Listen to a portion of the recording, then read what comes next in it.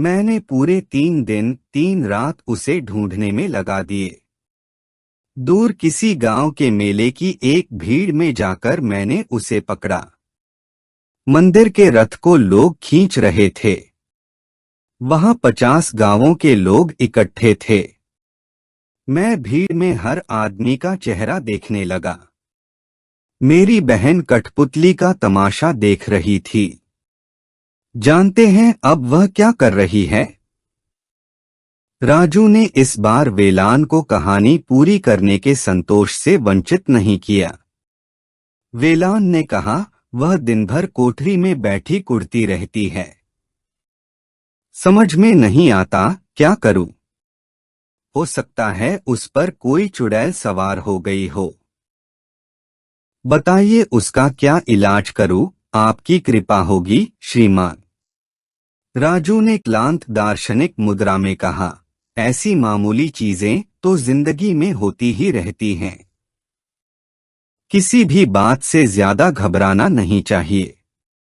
तो मैं उस लड़की का क्या इलाज करूं श्रीमान? उसे यहाँ ले आओ। मैं उससे बात करूंगा, राजू ने शान से कहा। वेलान खड़ा हो गया। उसने झुककर प्रणाम किया और राजू के पैर छूने चाहे। राजू दूर हट गया।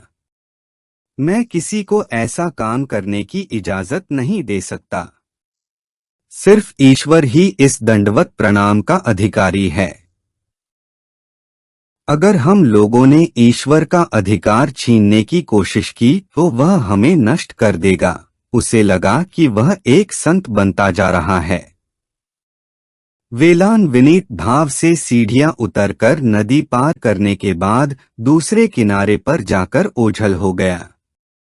राजू सोचने लगा, काश मैं उससे यह पूछ लेता कि लड़की की उम्र क्या है। उम्मीद है कि वह दिलचस्प नहीं होगी। मैं जिंदगी में बड़ी मुसीबतें झेल चुका हूं। रात होने तक वह नदी का प्रवाह देखता रहा। बीच बीच में पीपल और बरगद के पेड़ों की सरसराहट प्रचंड और भयानक हो उठती थी। आसमान साफ था। राजू को और कोई काम नहीं था, इसलिए उसने तारे गिनने शुरू कर दिए। वह मन ही मन कहने लगा, मैंने मानव जाति की जो गहरी सेवा की है, उसका पुरस्कार मुझे जरूर मिलेगा। लोग कहेंगे, यह है वह आदमी जिसे आकाश के तारों की सही संख्या मालूम है। अगर नक्षत्रों के कारण कोई आफत उठ खड़ी हो तो जाकर उसी से सलाह लो। वही रात के आसमान के बारे में तुम्हारा पथ प्रदर्शक बन सकता है।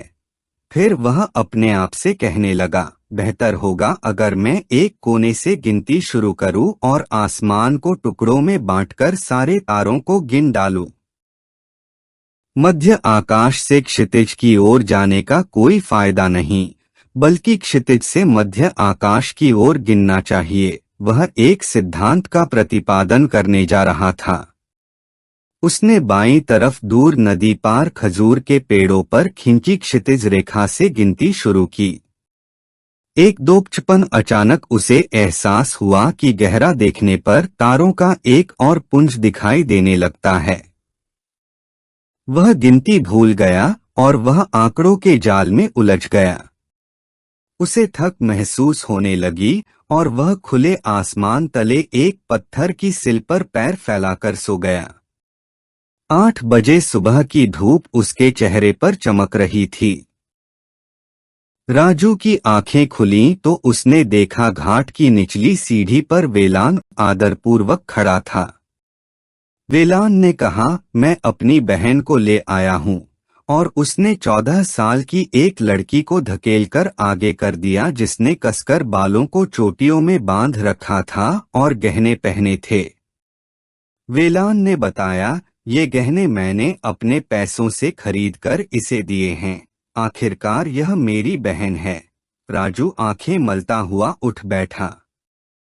इतने सवेरे वह सांसारिक मामलों को सुलझाने की जिम्मेदारी लेने के लिए तैयार नहीं था। वह तत्काल एकांत जाकर नित्य कर्म से निबटना चाहता था। उसने वेलान और उसकी बहन से कहा, तुम लोग वहां जाकर मेरा इंतजार करो। बाद में राजू ने देखा कि वे लोग पुराने खंभों वाले हॉल में उसकी प्रतीक्षा कर रहे थे। राजू एक चबूतरे पर बैठ गया। वेलान ने उसके सामने केलों, खीरों, गन्ने के टुकड़ों, तले हुए काजुओं से भरी एक टोकरी और दूध से भरा एक तांबे का बर्तन रख दिया। राजू ने पूछा, यह किस लिए है? श्रीमान, अगर आप यह भेंट स्वीकार कर लें तो हमें बहुत खुशी होगी। राजू बैठा टोकरी की तरफ ताकता रहा। इस भेंट से उसे अप्रसन्नता नहीं हुई। अब वह कोई भी चीज खा सकता था और हजम कर सकता था। उसने खाने पीने के मामले में नखरा न करना सीख लिया था। अतीत के दिनों में वह कहता, यह कौन खाएगा, मुझे सुबह के वक्त सबसे पहले इडली और कॉफी चाहिए, ये चीजें बाद में चबाने के लिए ठीक हैं। लेकिन जेल की जिंदगी ने उसे किसी वक्त कोई भी चीज खा सकने की आदत सिखा दी थी। कभी कभी उसका कोई कैदी साथी किसी वार्डर की कृपा से 6 दिन की बासी गोश्त की कचौड़ी छिपाकर ले आता, जिसके तेल में से खटाई की बू आती। राजू को भी उसमें से हिस्सा मिलता। एक बार राजू ने तड़के 3 बजे उठकर बासी कचौड़ी खाई थी ताकि दूसरे साथी उठकर हिस्सा न मांगने लगें। अब उसे जो चीज मिल जाती थी वह खा लेता था। उसने पूछा, आप मेरे लिए इतना कुछ क्यों कर रहे हैं? ये चीजें हमारे अपने खेतों की हैं। आपको भेंट देकर हमें गर्व का अनुभव हो रहा है। राजू को और ज्यादा सवाल पूछने की जरूरत नहीं पड़ी। ऐसे मौकों पर अनुभव द्वारा वह पूरी तरह से काबू पाना सीख गया था। वह महसूस कर रहा था कि यह भक्तिभाव अवश्य भावी ही था। क्षण भर के लिए वह उस भेंट को देखता रहा, फिर टोकरी उठाकर मंदिर के भीतर चला गया। दोनों जने उसके पीछे पीछे चले गए। राजू अंधेरे में आले में बनी एक मूर्ति के सामने जाकर रुक गया। यह 4 बाहों वाले एक लंबे देवता की मूर्ति थी, जिसके एक हाथ में चक्र था और दूसरे हाथ में राजदंड था।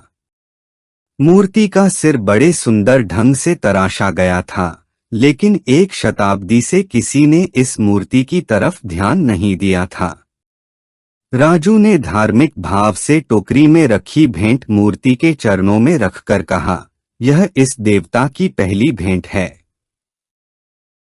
देवता को पहले भोग लगाकर हम लोग बचा खुचा खा लेंगे। जानते हो, ईश्वर को भेंट चढ़ाने के बाद खाने की चीजें कम होने की बजाय कितनी बढ़ती हैं। तुम्हें वह कहानी याद है न? राजू ने प्राचीन काल के देवक नामक व्यक्ति की कथा सुनाई, जो प्रतिदिन मंदिर के फाटक पर भीख मांगा करता था और अपनी कमाई को खर्च करने से पहले देवता के चरणों में रख देता था। कथा पूरी करने से पहले राजू को एहसास हो गया कि न उसे कथा याद आ रही है, न कथा का उद्देश्य ही याद आ रहा है। वह खामोश हो गया। वेलान धैर्य से कथा जारी रहने की प्रतीक्षा करने लगा। वह आदर्श चेला था। अधूरी नसीहत या कथा से उसके दिमाग में कोई परेशानी नहीं होती थी। वह इन बातों को जीवन के विधान का अंग समझता था। जब राजू पीठ मोड़कर शान से घाट की सीढ़ियों की तरफ जाने लगा तो वेलान और उसकी बहन भी उसके पीछे पीछे चल पड़े। बरसों पहले मेरी माँ ने जो कहानी मुझे सुनाई थी वह मुझे कैसे याद आ सकती है। हर रोज रात को बापू दुकान बंद करके जब घर लौटते थे तो हम उनका इंतजार किया करते थे और माँ हमें कोई न कोई कहानी सुनाया करती थीं। बापू की आरात रात तक खुली रहती थी। रोज शाम को सुदूर गांवों से बैलगाड़ियों के लंबे काफिले आया करते थे। इन गाड़ियों में नारियल, चावल और मंडी में बिकने के लिए किस्म किस्म का माल भरा रहता था।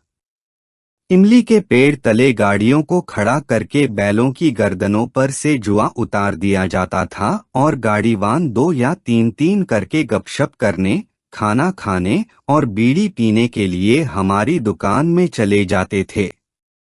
मेरे बापू को उन लोगों से अनाज के दामों, वर्षा, फसलों और नहरों की हालत के बारे में बातें करने में कितना मजा आता था।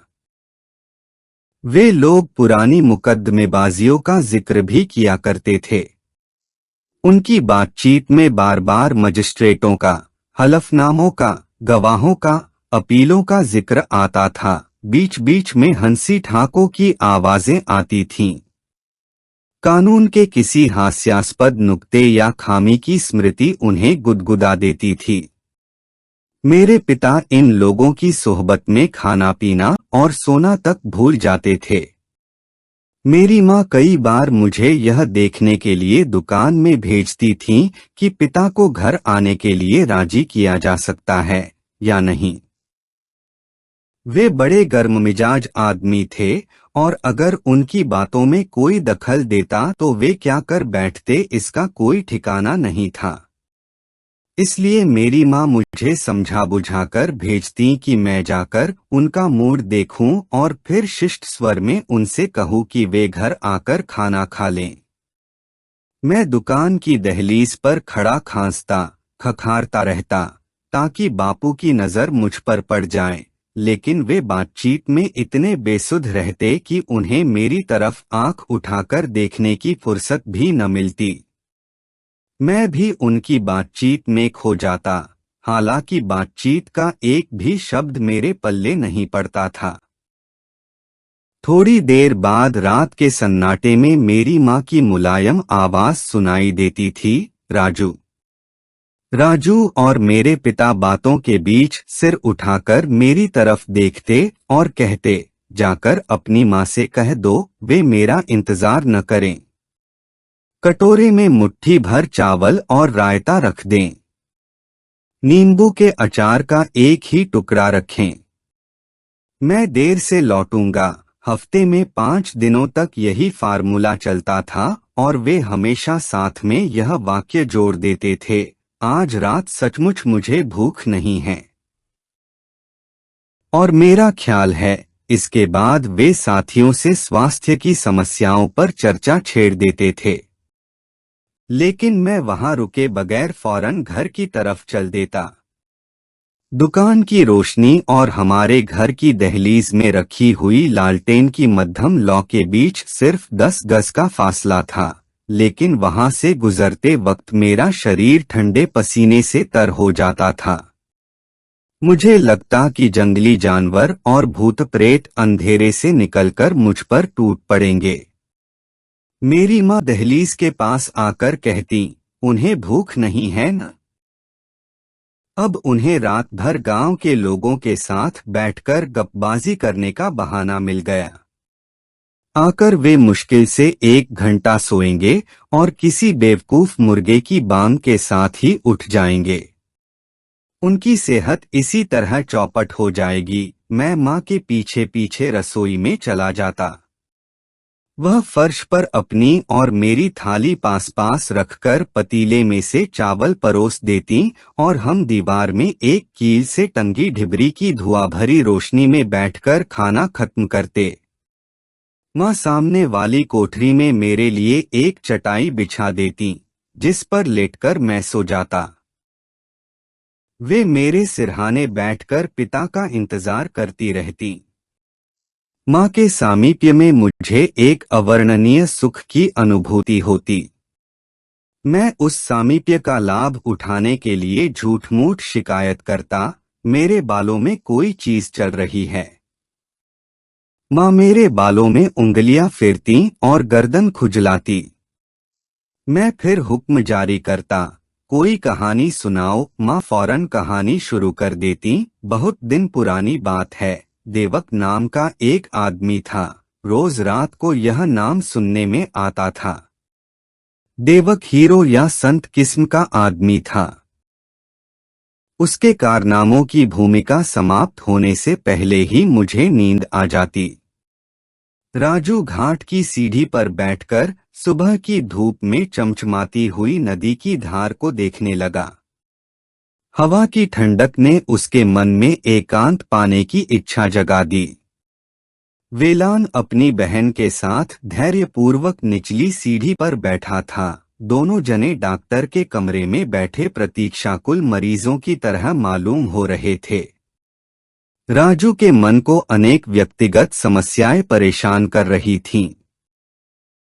अचानक यह सोचकर कि वेलान उस पर अपनी जिम्मेदारियां थोप रहा है, उसने साफ साफ कह दिया, वेलान, मैं तुम्हारी समस्याओं के बारे में नहीं सोचना चाहता, इस वक्त समय नहीं है। क्या मैं इसका कारण जान सकता हूँ? वेलान ने विनीत स्वर में पूछा।